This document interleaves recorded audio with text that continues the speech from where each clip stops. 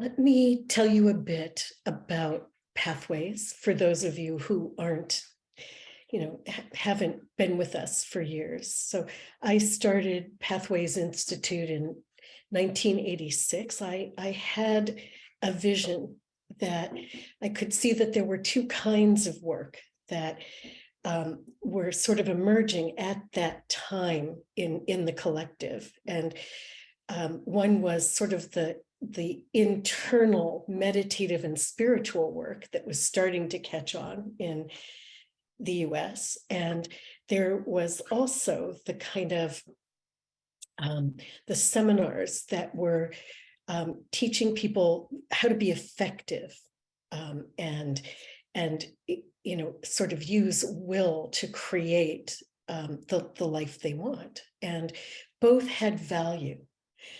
But I felt that they both were needed, that to be able to deepen in our intuition, our feeling states, our sensation as access to wisdom, along with the knowledge and the skills of how we take that wisdom and utilize it in the world, both were needed. And so Pathways was formed out of a desire to teach both outer skills and be it leadership skills, communication skills, but also depth psychology, access into the inner life. My interests have always been in the pattern level. What's the same in all the world religions? What is this articulation of love? And in all of the forms that it exists, and how do we live it in a Western society in an effective life?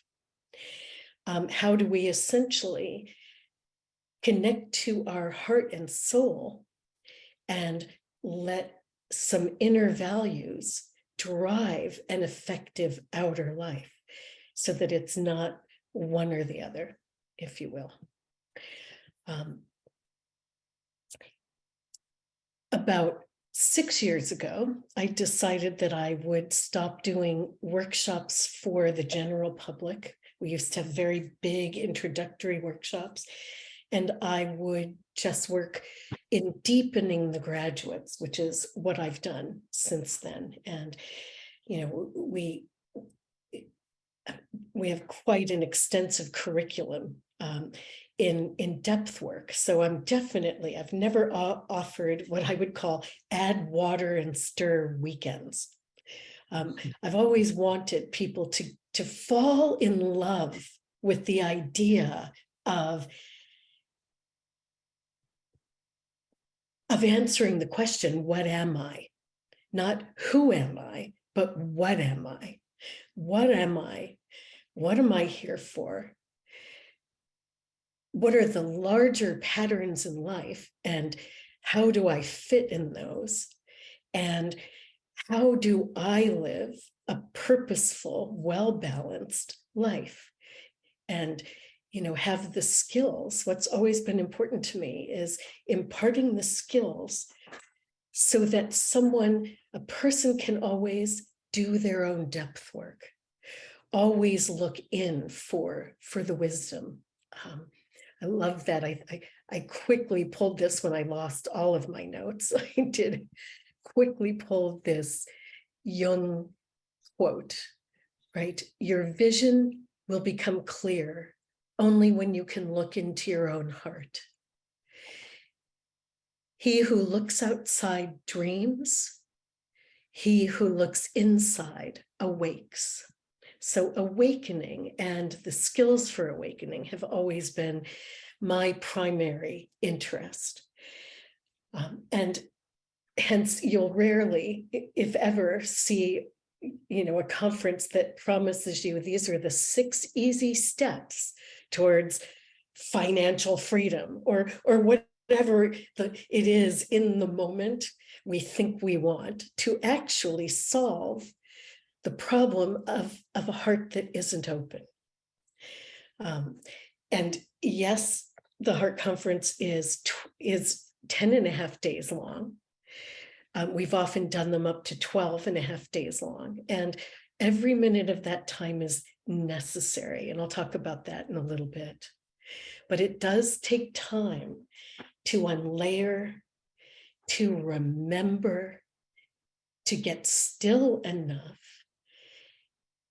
to listen to ourselves, to have our pursuing of success, fulfilling the next contract, making the next sale, getting all the kids' logistics in order, enough time away from that to really spend some time asking ourselves the big questions and unlayering enough to discover who we are beyond the roles we play. So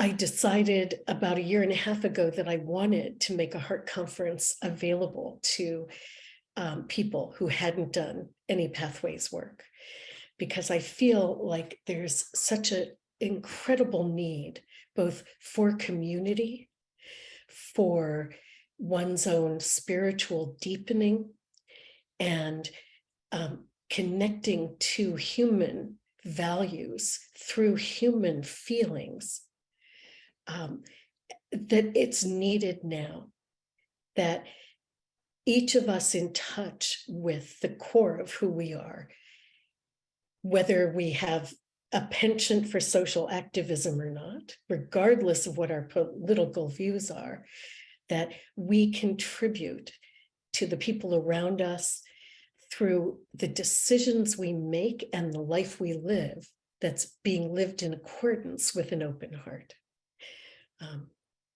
So that's why I'm offering the Heart Conference. So let me talk for a moment about how we don't live from the heart. I think that might be the best place to start, right? Because